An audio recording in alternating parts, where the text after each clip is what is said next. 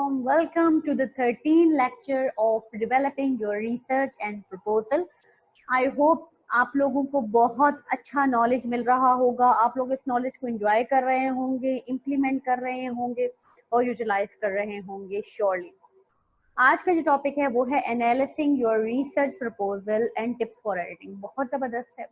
देखिए, मैं पहले आपको एक बात बता चुकी हूँ कि आपका ये जो वीक है ये बहुत इंपॉर्टेंट है अकॉर्डिंग टू द राइटिंग। अब आप कर चुके हो स्टार्ट राइटिंग, आप लोगों ने राइटिंग स्टार्ट कर दी है और आप लोगों ने बताना है कि कैसे जो है आप लोग इसको एनालिसिस कर सकते हो। देखिए, अगर आप साथ साथ अपने ही लिखे का एनालिसिस नहीं कर पाते तो उसमें काफ़ी ज़्यादा मिस्टेक होती हैं। एट द एंड आपने प्रूफ रीडिंग करनी है, एडिटिंग भी करनी है, लेकिन अगर आप साथ साथ चीज़ों को एडिट करते जाएंगे तो it is really really important और बड़ा ज़बरदस्त आपका चला जाएगा, एक सीक्वेंस चला जाएगा, एक डेवलपमेंट स्टार्ट हो जाएगी, क्योंकि आपने कैसी चीज़ों को लेकर जाना है। ठीक हो गया, चलते हैं अपने लेक्चर की तरफ। Okay. This is your presentation, guys. Wait. Okay. ये आपकी प्रेजेंटेशन है और आप अगर देख रहे हैं तो आपका टॉपिक है एनालाइजिंग योर रिसर्च प्रपोजल।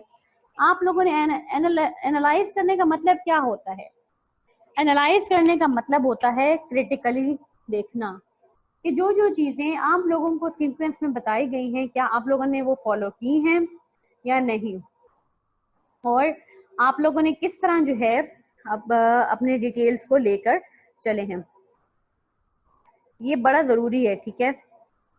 अगर आपने सीक्वेंस ही फॉलो नहीं किया तो आप चीज़ों को लेकर नहीं जा सकते।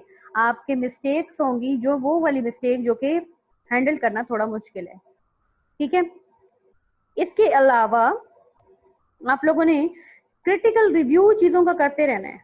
अगर आप क्रिटिकल रिव्यू नहीं करते ना तो एंड में जाकर आप लोगों को एक लंबी चीज़ें जो हैं वो पढ़नी पड़ती हैं और उन लंबी चीज़ों की लिस्ट जो है आपसे फिर संभाली नहीं जाती।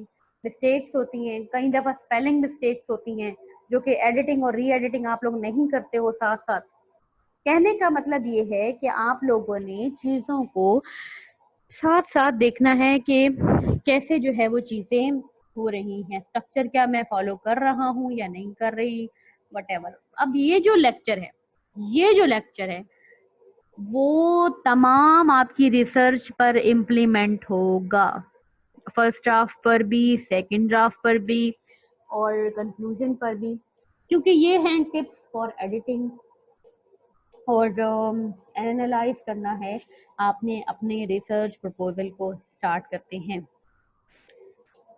Analyse your research proposal. सबसे पहले तो आपने देखना है कि आप लोगों की हेडिंग एंड सब हेडिंग अपने सही जगह पर हैं या नहीं। इंट्रोडक्शन है, कॉन्टेक्स्ट है, हाइपोथेसिस है, स्ट्रक्चर है, मेन बॉडी है, फिर लिटरेचर रिव्यू लिखा है आपने, मेथोडोलॉजी सही फॉलो की है कि नहीं, क्या रिजल्ट हैं, क्या डिस्कशन की है रिजल्ट के ऊपर आप लोगों ने, वो ऑथेंटिक डिस्कशन है भी या नहीं। कंक्लूजन फिर एंड में आ जाता है, आंसर हैं, आर्गुमेंट्स हैं। ठीक हो गया। नेक्स्ट है, अब आपने स्ट्रक्चर तो एनालाइज कर लिया, अब आपने एडिटिंग के दौरान कैसे उसको एनालाइज करना है। Sorry, wait, okay. अब मैं आपको पीछे से स्लाइड दिखाती हूँ। ये स्ट्रक्चर है बॉडी का, फ्रेमवर्क है जो मैंने देखा है, फ्रेमवर्क को मस्ट फॉलो करना है। इसके बाद एनालाइजिंग है, एडिटिंग टिप्स है। जब आप लिखना शुरू कर देते हैं फर्स्ट ड्राफ्ट तो उसको 2 या 3 दिनों के लिए छोड़ दें, उसके बाद उस पर एडिटिंग स्टार्ट करें। वो 2 या 3 दिन का गैप इसलिए कहा गया है, पहली बात ये कि आप अपने टाइम से पहले, ये नहीं कि कल सबमिट करवानी है तो आज रात बैठ के आप लोग उसकी एडिटिंग कर रहे हो, बिल्कुल गलत है। या आज रात उसको कंप्लीट कर रहे हो तो बिल्कुल गलत है, क्योंकि आपको एक डिफरेंट प्रोस्पेक्टिव से उसको देखना जो है वो नहीं आएगा। फिर अगर आप लोगों ने जिस दिन देना है उसी दिन एडिटिंग स्टार्ट की है, जिस दिन इसको लिख के रख दिया है ना, फर्स्ट ड्राफ्ट हो, सेकंड ड्राफ्ट हो, कंक्लूजन हो, मेथोडोलॉजी अप्लाई कर ली है, सब चीज़ों को आप लोगों ने पहले दिन छोड़ देना है, लिख के छोड़ दें। 2-3 दिन बाद जब आप उसको देखेंगे तो आप अपनी ही राइटिंग में से क्रिटिकल व्यू निकालेंगे कि ये मैंने सही नहीं लिखा, ये मैंने ये सही लिखा है, या ये मुझे इस तरह लिखना चाहिए था। इस तरह की चीज़ें आप डेवलप करेंगे।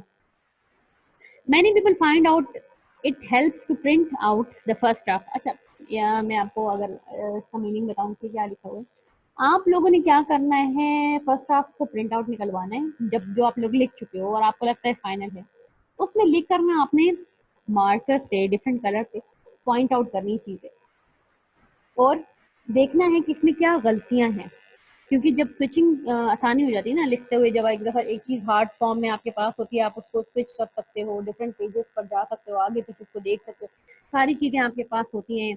बुक्स इसलिए पढ़ना ज़रूरी होता है ना कि बुक्स को आप पढ़ने से आदत हो जाती है कि आपको एडिटिंग में बड़ा हेल्प देता है। आपको पता होता है कि ये एक फुल बुकलेट था, स्मॉल बुकलेट था, आपके पास आ गया, आप उसको थॉरली पढ़ते हो, एक दो दिन बाद आपके पास एक नया कॉन्सेप्ट जनरेट होता है, आपको नए नए पॉइंट्स आते हैं। 7 चीजें हैं बड़ी इंपॉर्टेंट हैं जी। सेंस, जब आप एक एक दिन का गैप ले लो, चलो अगर आपके पास टाइम कम है, आप एक दिन का गैप ले लेते हो और फिर पढ़ते हो अपने ड्राफ्ट को, आप लोग ये देखते हैं कि आप पॉइंट एक दूसरे के साथ सेंस है इनमें, यानी एक पैराग्राफ के बाद दूसरा पैराग्राफ मैंने एम तो नहीं शुरू कर दिया, क्या ये दोनों एक दूसरे के साथ लिंक क्रिएट कर रहे हैं या नहीं, क्या मैंने नॉर्थ साउथ को एक साथ तो नहीं मिला दिया, मैंने पहले नॉर्थ डिस्कस करना है फिर साउथ डिस्कस करना है, इसी तरह कॉन्टेक्स्ट फिर आपने देखना है कि क्या एग्जाम्पल्स जो मैंने दी हैं वो एक दूसरे से मिल रही हैं, एविडेंस जो है वो रिलेट कर रहे हैं या नहीं, रेफरेंस जो है वो पूरे हैं या नहीं, most important, does the project move forward in a logical fashion or does it make is need a better structure or sign posting, are you are keeping to one topic per paragraph। देखें, structure जब आप बनाते हैं तो आपने देखना है कि लॉजिक होनी चाहिए हर पैराग्राफ की स्विचिंग में, स्ट्रक्चर बहुत खूबसूरत होना चाहिए, आपको समझ आना चाहिए, टॉपिक में जो है वो लॉजिक होनी चाहिए, एक पैराग्राफ में एक टॉपिक, दूसरे पैराग्राफ में दूसरा टॉपिक, दोनों को मिक्स आउट नहीं करना, या दो पैराग्राफ अगर आप एक ही टॉपिक के बारे में लिख रहे हैं तो उसको लिंक होना चाहिए। स्टाइल, इज इट इंटरेस्टिंग और at the same time it is written in suitable academic language, academic language में लिखने की कोशिश करें, सिंपल लैंग्वेज इस्तेमाल करें, लैंग्वेज को कम्प्लेक्सिटी की तरफ मत लेके जाएं, अच्छा लिखने की कोशिश करें, एडवांस पैटर्न्स यूज करें, क्लियर लिखा होना चाहिए, language and writing, at the are the sentences clear and concise, small है, क्लियर है, कोई रिपीटेशन तो नहीं है इनमें, is there any material which is not directly relevant to the point you are want to make it, is there are a good mixture of short and long sentences, simple and complex paragraph, active and passive voice verb। ऐसे होता था यहाँ मुझे एक बात याद आ गई कि जब we are in a matric और in I think on O level, तो ऐसा होता था कि हमें कोई भी वो दे दिया जाता, शेयर दिया जाता था, अब उस शेयर, क्योंकि जब आप छोटे बच्चे होते हैं ना तो आप different crazy, you gone crazy about anything, okay, आप क्या करते हो, तो हमने क्या किया कि हमने लिखना शुरू किया, अब एक शेर हमें दिया गया इन आवर पेपर, अब उसके रिलेटेड कोई डिफरेंट शेर जो है वो दिमाग में घूम रहा है, अब वो घूमता रहता है घूमता रहता है, अब क्या किया हमने कि हमने, यानी मैं अपनी बात कर रही हूँ कि हमने क्या किया, उसको उसको उसमें एडजस्ट करने की कोशिश की, यानी अपनी, यानी जो ये हमारे टेस्ट प्री टेस्ट होते थे हमारे स्कूल में, तो हमने क्या कोशिश कर दी कि अब शेर तो दिमाग में आ गया है, वो रेलेवेंट भी नहीं है, उसके कॉन्टेक्स्ट के रेलेवेंट भी नहीं है, जब तशरीह लिखते हैं ना आप, इल्तमास लिखना शुरू करते हैं, तो अब वो क्या हुआ कि वो मेरे दिमाग में शेर आया हुआ था और मैंने कहा अब इस शेर को तो मैंने एडजस्ट करना ही करना है, तो मैंने उसको, उसकी लॉजिक नहीं बनती थी और मैंने उसको उसमें किसी तरह मोड़ तोड़ के उसको जो है लॉजिक बना के डाल दिया उसमें। खैर आप जानते हैं उर्दू की तशरीह इतनी लंबी लंबी होती है कि कोई टीचर तो खास पढ़ता नहीं है, लेकिन हमारी वो मैम बड़ी जबरदस्त थी, तो उन्होंने मुझे बुलाया और कहा कि वो बहुत पहले तो हंसी मुझ पर, कहा कि ये शेर इस शेर से रिलेट ही नहीं करता, लेकिन आपने जो है सारे पैराग्राफ में लॉजिक डालकर इस शेर को बीच में एडजस्ट कर दिया है, तो it is up to you कि आपके दिमाग में कोई पॉइंट आया तो आपने उसको कैसे इसके अंदर एडजस्ट करना है, बट ये मिस्टेक बिल्कुल भी मत करें, बिल्कुल भी मत करें ये मिस्टेक, क्योंकि अगर सेंस नहीं बनता मतलब उसका कोई ताल्लुक ही नहीं है।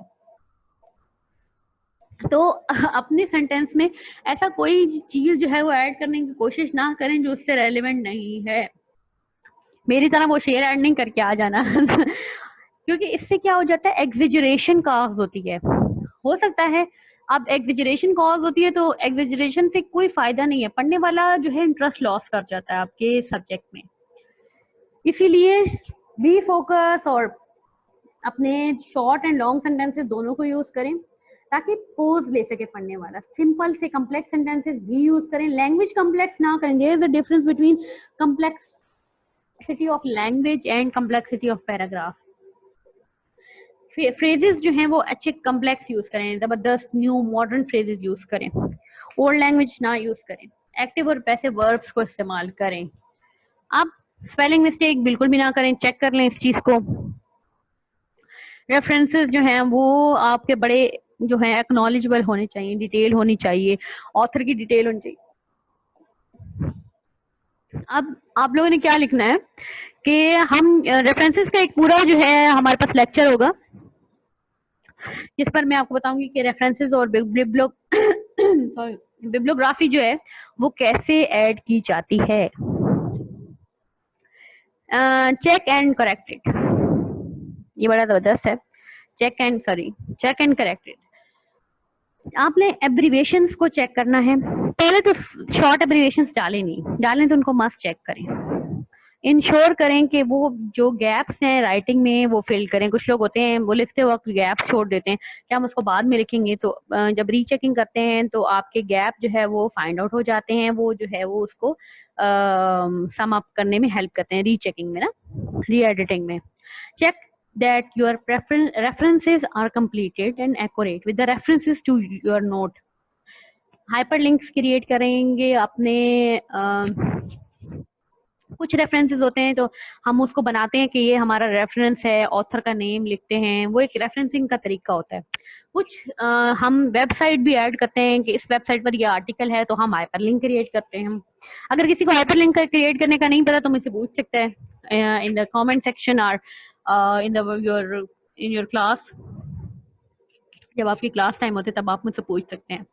Glance over without reading the word to check that all the paragraph and subheading are aligned and formatted similarly. Formatting आपकी लैंग्वेज का जो साइज है, जो उसमें आप लोगों ने फॉन्ट साइज रखा है, जो लैंग्वेज का जो आपका जैसे हम लिखते हैं रोमन एक यूज होता है, वो फॉन्ट सही होना चाहिए, फॉर्मेट सही होना चाहिए, लाइन अप होना चाहिए, पैराग्राफ A4 पेज पर हम अक्सर एडिटिंग करते हैं वो होनी चाहिए। If you get bored, then put your work away and do something else for the short period of time. Otherwise, you will read without really taking in it.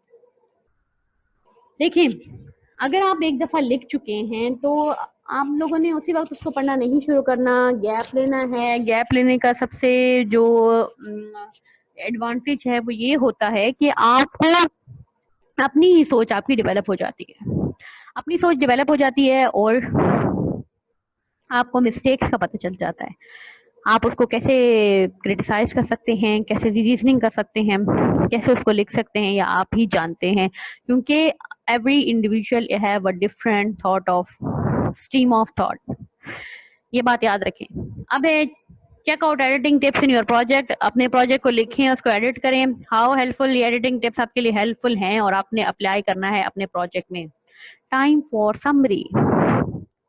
सबसे पहले जी analysing your project, main body को देखना है कि आपकी main body relate कर रही है, मिल रही है आपके सब्जेक्ट के साथ, आपके पूरे पेपर के साथ या नहीं।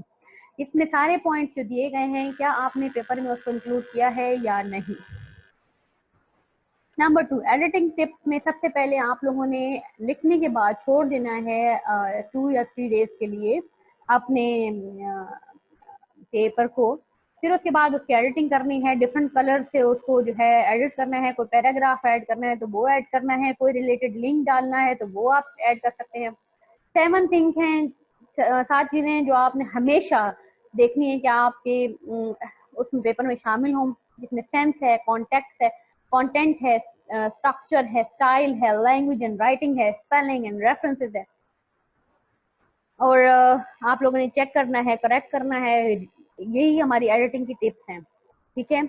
अगर आप बार बार इन चीज़ों को करते रहेंगे, साथ साथ भी करें, एंड में दोबारा करें एक दफ़ा, तो ये आपको बहुत बहुत हेल्पफुल देगा। Thank you guys so much. Editing tips को अपनाएं, इसको अपने यूज़ करें अपने पेपर में, और आपने इसको यूटिलाइज भी करना है इन स्किल को। देखिए, ये सिर्फ चीज़ें सीखनी नहीं है, हमेशा याद रखें, जानने में और इम्प्लीमेंट करने में बहुत फर्क है। आपको बहुत सारी चीजें पता होंगी, लेकिन याद रखें क्या आप उसको इम्प्लीमेंट करते हैं अपनी लाइफ में या नहीं, ये बहुत जरूरी है। ये जानना कि आप बहुत सारी चीजें जानते हैं तो क्या वो इम्प्लीमेंट होती है या नहीं। Action speaks louder than word. Action speaks louder than word का मतलब ये है कि जो आपके एक्शन हैं, जो आप काम कर रहे हैं, वो ज्यादा वैल्यूएबल है।